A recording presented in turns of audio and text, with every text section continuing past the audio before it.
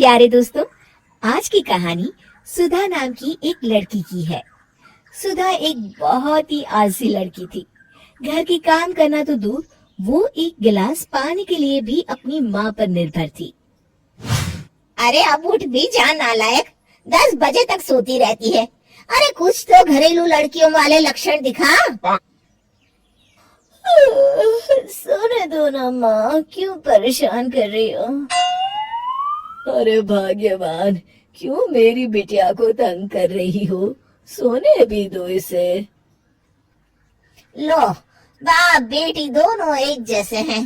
देख लेना, आपकी ये लाडली ससुराल जाके हमारी नाक कटाएगी। मैं कहती हूँ अब भी वक्त है, अपनी ये आदतें सुधार ले, वरना ससुराल में तेरी सास कान खींच कर तुझे सीधा करेगी। वही तुझे सबक सिखाएगी। दुनिया में आज तक कोई ऐसी सास पैदा नहीं हुई माँ, जो सुधा चोपड़ा को सबक सिखा सके। लेकिन होनी को कुछ और ही मंजूर था। सुधा की शादी एक ऐसे घर में हो जाती है जहाँ उसकी सास एक रिटायर्ड पुलिस वाली थी। अब कहानी में मजा आएगा। हाँ माँ, यहाँ सब बहुत अच्छा है। मेरे ससुराल के लोग भी ना बहुत मिलनसार हैं। ठीक है माँ, मुझे नींद आ रही है, फोन रखती हूँ माँ। ठीक सुबह 5 बजे। अरे जल्दी उठो भाग्यवान, वरना कयामत आ जाएगी। है? क्या हुआ? कौन सी कयामत आ जाएगी? अरे मेरी माँ आ जाएगी। तुम नहीं जानती, इस घर में सिर्फ मेरी माँ का हुक्म चलता है। सबको सुबह 5 बजे बिस्तर छोड़कर हॉल में पहुंचना ही पड़ता है। अरे, अब इंसान क्या अपनी नींद भी पूरी नहीं करेगा? यहाँ मजाक चल रहा है क्या? तभी वहाँ सुधा की सास आ जाती है। अटेंशन! मजाक तो तू समझ रही है बाबू, ये मेरा घर है और यहाँ हर किसी को डिसिप्लिन में रहना होगा। अटेंशन! अरे माँ जी, लेकिन इतनी सुबह कौन उठता है? कौन होता है मतलब? हम सभी उठते हैं, रोज उठते हैं, और अब से तुझे भी उठना पड़ेगा। आखिर मैं पुलिस वाली जो ठहरी। अटेंशन! अरे माँ जी, लेकिन अब तो आप रिटायर हो गई हो ना। तो क्या हुआ? शेर कितना भी बूढ़ा हो जाए, शिकार करना नहीं छोड़ता। उसी तरह हम पुलिस वाले रिटायर होने के बाद भी अपने अनुशासन में ही जीवन जीते हैं। चलो अब बेकार की बहस बंद करो और उठकर हॉल में चलो। अभी आधा घंटा तुम सबकी परेड चलेगी। अटेंशन!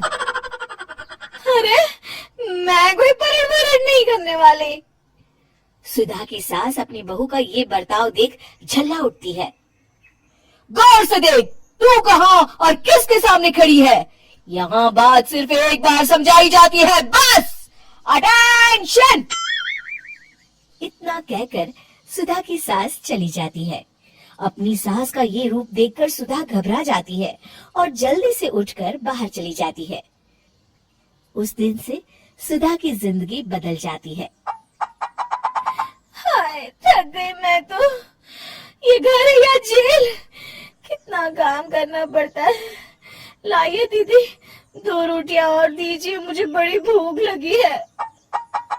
ठहर जा बहू, ये तू क्या कर रही है? मैंने सबके खाने का हिसाब तय कर रखा है। तुम 4 रोटी से ज्यादा नहीं खा सकती और ये मिर्च मसाला भी नहीं चलेगा। मेरी बहुएं एकदम फिट होनी चाहिए। अटेंशन!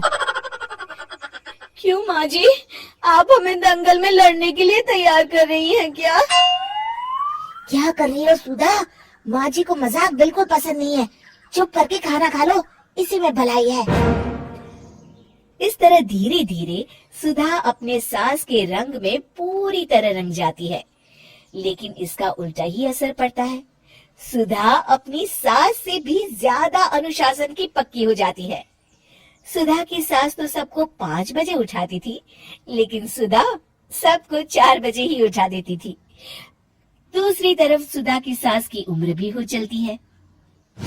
माँ जी, आजकल आप सुबह उठने में बहुत आनाकानी करती हैं। मुझे ये सब बिल्कुल पसंद नहीं है। अरे बहू, मैं तेरे हाथ जोड़ती हूँ, भगवान के लिए अब मुझे छोड़ दे। इतने सवेरे उठना और कसरत करना अब मेरे बस की बात नहीं है। माँ जी, आप मैदान छोड़ के भाग रही हैं। आप तो पुलिस वाली हैं। अटेंशन! अरे अब कहाँ की पुलिस वाली, अब तो मैं रिटायर हो चुकी हूँ। बस बहुत हो गया, अब तुम सब जैसे चाहे वैसे जिंदगी जियो और मुझे भी जीने दो। अपनी सास को गिड़गिड़ाते देख सुधा मन ही मन मुस्कुराती है। इस तरह उस दिन के बाद से सुधा के ससुराल वाले एक सामान्य जीवन जीने लगते हैं।